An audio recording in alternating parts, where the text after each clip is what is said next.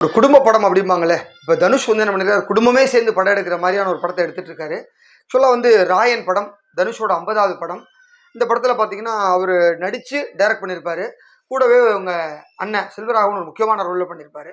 அதுக்கப்புறம் வந்து போலீஸ் அதிகாரி, அதாவது பிரகாஷ் ராஜ் கூட ஒரு இன்ஸ்பெக்டர் கூட இருப்பார். அவர் யார் அப்படின்னாக்க தனுஷோட சகோதரி கார்த்திகா தேவி டாக்டர், அவங்களோட ஹஸ்பண்ட் தான். ஸோ கார்த்திக் காஞ்சனேயன் அவர் தான் அதில் நடிச்சிருந்தாரு. ஸோ அவர் ஆல்ரெடி உள்ளே வந்துட்டாரு. இதற்கிடையே இந்த படம் வந்து பயங்கரமாக ஓடி 100 கோடி வசூலி குவிச்சுது. தனுஷ்க்கு 2 சம்பளம் கிடச்சிது. ஹீரோக்கான சம்பளம், டைரக்டருக்கான சம்பளம்னு. இது 50 படம் சக்ஸஸ் ஆயிடுச்சு அவருக்கு. அடுத்து 51வது படம் குபேரான்னு சொல்லிட்டு சேகர் கமுலா டைரக்ஷனில் தமிழ் தெலுங்கோ பைலிங்குவலாக நடிச்சிட்டு இருக்காரு. அது ஆல்மோஸ்ட் கம்ப்ளீட்டு.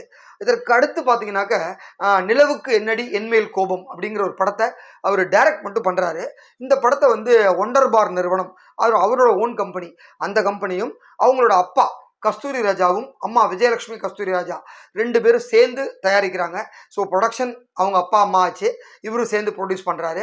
டைரக்ஷன் இவர் தான் பண்ணிக்க போகிறார் இந்த படத்துக்கு.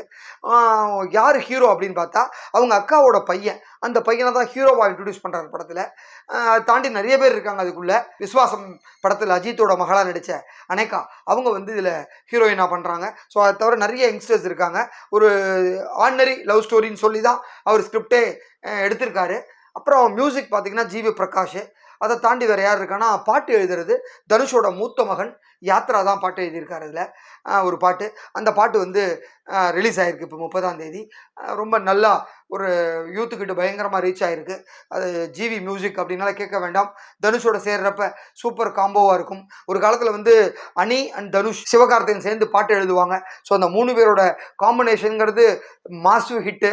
அதுலேருந்து இப்போ தான் ஒரு சின்ன சின்ன மிஸ் அண்டர்ஸ்டாண்டிங் இருக்கிறதுனால அவங்க 3 பேரும் ஒன்றா இல்லை. ஆனால் ரீசெண்ட் டேஸில் ஒரு நிச்சயதார்த்த ஃபங்க்ஷனில் தனுஷும் சிவகார்த்திகேயன் ஒன்றா கலந்துட்டாங்களாம்.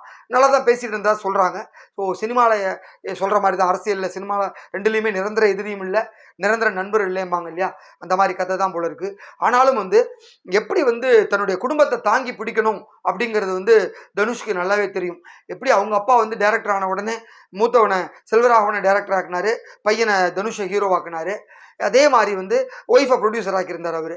அதே பாணியில் இப்போ தனுஷும் அப்பா அம்மாவை ப்ரொடியூஸ் பண்ண வச்சு அண்ணன் ஆக்ட் பண்ண வைக்கிறாரு, பையனை பாட்டு எழுத வைக்கிறாரு, அக்கா வீட்டுக்கார ஆக்டர் ஆக்கியிருக்காரு, கூடவே வந்து அக்கா பையனை ஹீரோவாக்கியிருக்காரு. இப்படி தன்னை சார்ந்து இருக்கவங்களை ஃபுல்லாகவே லிஃப்ட் பண்ணணும் அப்படிங்கிறதுல ஒரு முனைப்போட செயல்படுறாரு. பட் அதுக்கு முதல் படம் முதல் வாய்ப்புங்கிறது அவங்க ஃபீல்டில் இருக்கிறதுனால கொடுத்துட முடியும். அதை தாண்டி அவங்க நிலைக்கணும் அப்படின்னா அவங்களோட ஓன் இண்டிவிஜுவாலிட்டி, திறமை மட்டும்தான் ஜெயிக்கும். அதுக்கு பல எடுத்துக்காட்டு தமிழ் சினிமாவில் இருக்குது. 2-3 நாளுக்கு முன்னாடி ஒரு ஃபங்க்ஷனில் கூட பரத் ரொம்ப அழகாக சொல்லியிருந்தார், நடிகர் பரத். அதாவது வாரிசுகளுக்கெல்லாம் இப்போது பெருசாக இங்கே வேலை கிடையாது இண்டஸ்ட்ரியில், திறமை இருந்தால் மட்டும்தான் ஜெயிக்க முடியும் அப்படின்னு சொல்லியிருக்காங்க. அது 100க்கு 100% உண்மை.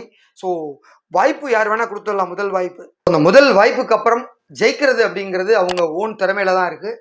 அந்த மாதிரி திறமையோடு அவங்க ஜெயிப்பாங்க. தனுஷோட மாதிரியே தனுஷ் பையன் ஜெயிப்பாரா, தனுஷோட அக்கா பையன் ஜெயிப்பாரா அப்படிங்கிறத பொறுத்திருந்து பார்க்கலாம். நன்றி.